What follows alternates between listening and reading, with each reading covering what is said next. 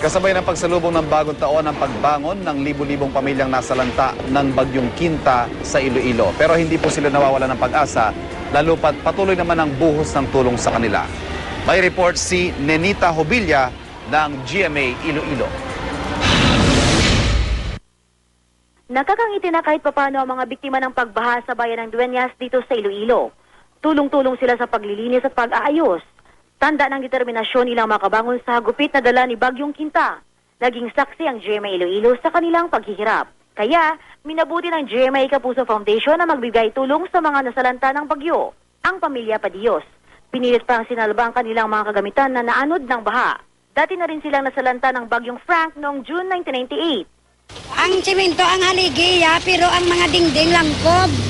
Kag plywood ang sa kilid. Kaya noon mo na kayo nadala sang baha, wala kita mahimo na. Ati masakit man ko tani eh. Kaya ang nabutan mo amuni eh. Pero wala ka mahimo, ati mapangabudlay naman ko liwat. 2 beses mang nasiraan ang bahay dahil sa pagbaha.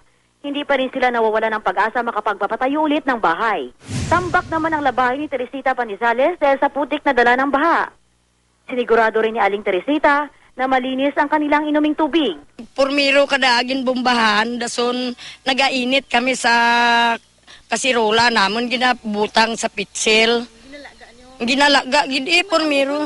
Kaya naman, ang tulong na ipinaabot ng GMA Iloilo at GMA Kapuso Foundation pinasalamatan ng lubos ng mga residente. Salamat gid sa Ginoo nga ginbuligan kami ka GMA. Salamat gid nga hanggad. Ay nabuligan kami. Wala man silang malaking selebrasyon sa pagdating ng bagong taon, may pag-asa naman sa kanilang mga puso.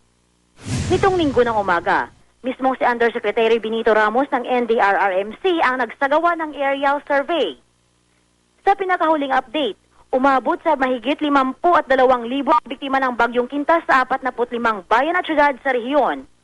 Mahigit 11,000 pamilya ang nasa evacuation center pa rin. 14 ang sinawian ng buhay. 10 dito ay sa Iloilo, 4 naman sa Capiz at Aklan.